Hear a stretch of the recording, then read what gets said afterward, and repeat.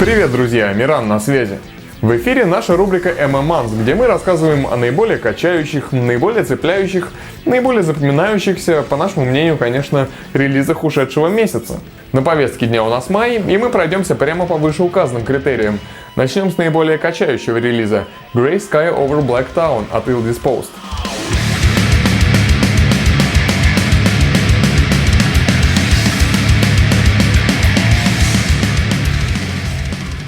Я, конечно, зарекался брать ежемесячные отчеты какие-то популярные группы, но, как ни странно, личный опыт показывает, что Ill Disposed известны не только лишь всем.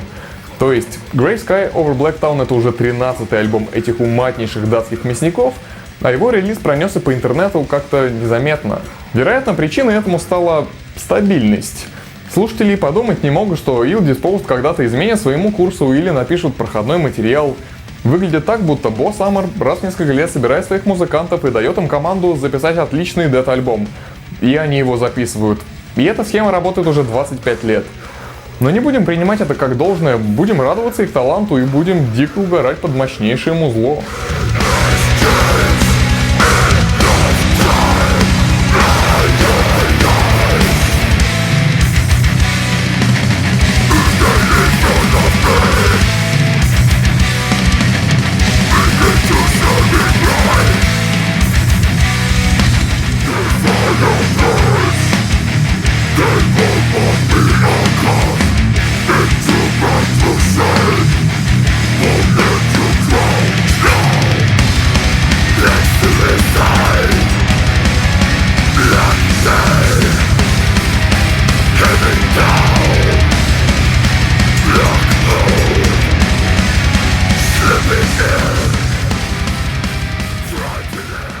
С другой стороны, конечно, можно подумать, ну да, они выпускают хорошие альбомы, но есть туча других команд с хорошими релизами.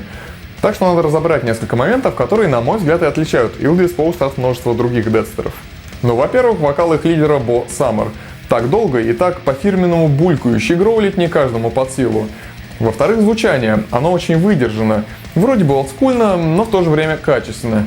И в-третьих, музыка. Ill Disposed сдабривают дэт изрядной долей мелодий, что вызывает появление поблизости тегов Groove, MDM, но это не главное. Главное, что материал получается разнообразным, запоминающимся и не теряет своей брутальности. Вот за это и стоит ценить Ill Disposed.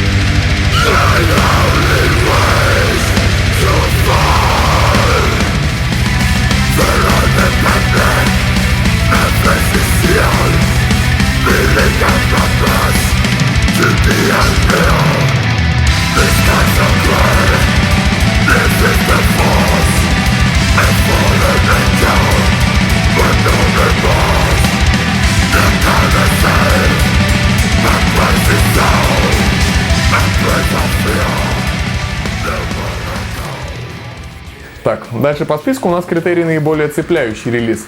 В этой категории я без колебаний отдаю лавры первенства альбому Маэстро от Winterhorde.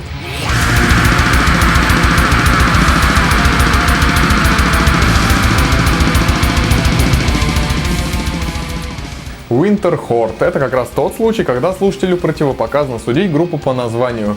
Это вам не норвежский сырой блэк, это выточенный до идеала прог-симфо блэк, да еще из Израиля. Каждый их альбом — это чертов шедевр, и новая работа Маэстро не подвела ни разу. Более того, я уверен, именно она вытянет группу на передний план в их нише. После успеха их второго полновеса музыканты решили остаться в стезе концептуальных альбомов. В прошлый раз они воспевали водную стихию, ну а теперь решили обратиться к теме огня, всепоглощающего и опустошительного, поэтически выражаясь. Буквально же Маэстро повествует о безумном скрипаче, который пытается доказать миру, что он гениальный музыкант, голоса в его голове вроде бы помогают ему в этом деле, но в итоге все получается, конечно же, не так, как он задумывал.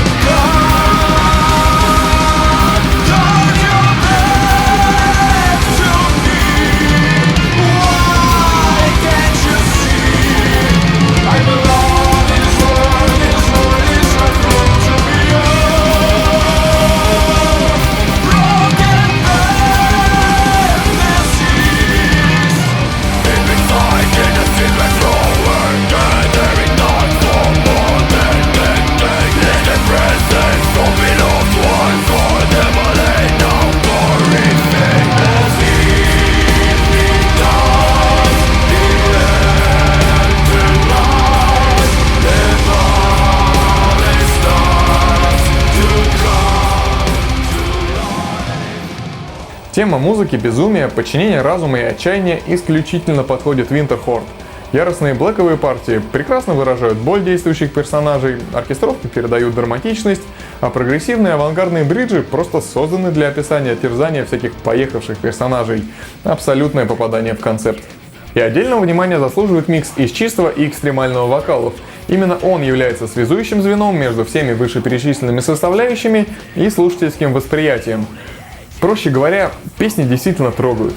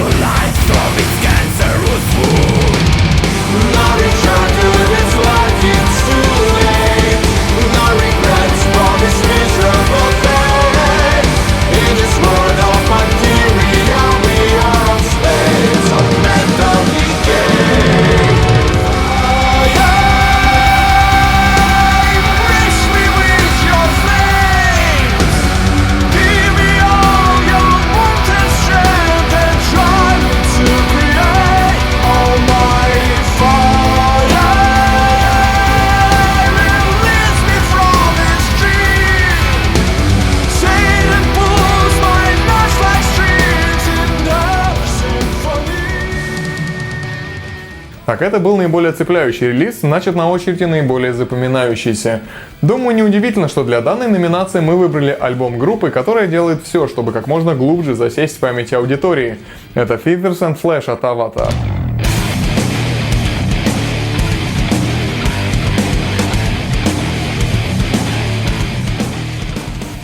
Давно я искал случая поговорить о шведах Avatar.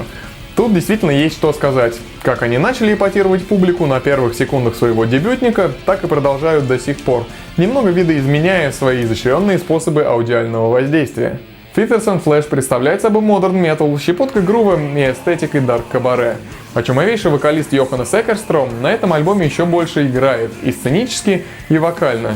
Его партии получили еще больше разнообразия, много места отведено чистому вокалу, но и экстрим очень в кассу применяется.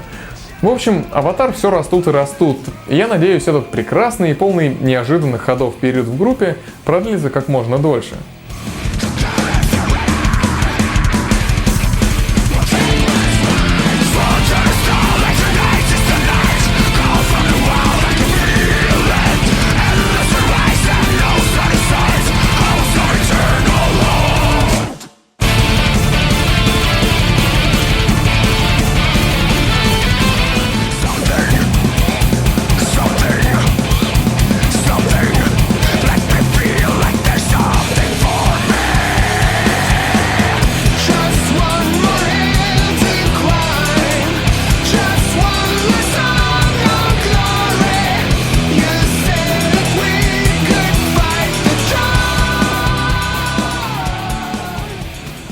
Однако мое знакомство с альбомом началось довольно странно.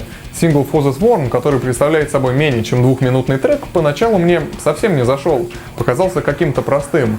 А потом в контексте альбома он просто снес мне башню. Потому что он силен своим эмоциональным посылом и играет на контрасте с остальными треками. Так что в итоге Feathers and Flesh просто поглотил меня своей театральностью, которая, как обычно, нашла отражение и в лайвах, и клипах. Аватары в высшей степени ответственно подошли к отыгрыванию своего удачного образа.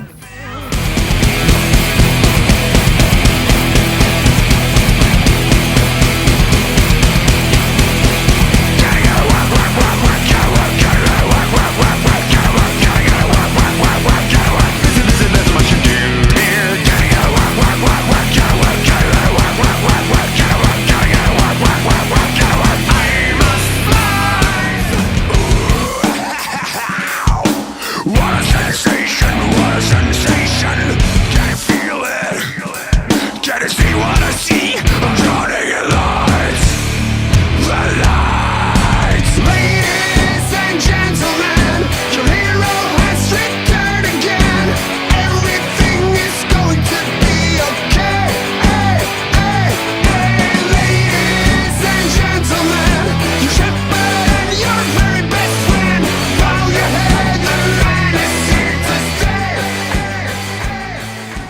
Так выглядит топ майских альбомов по версии Metal Music Madness.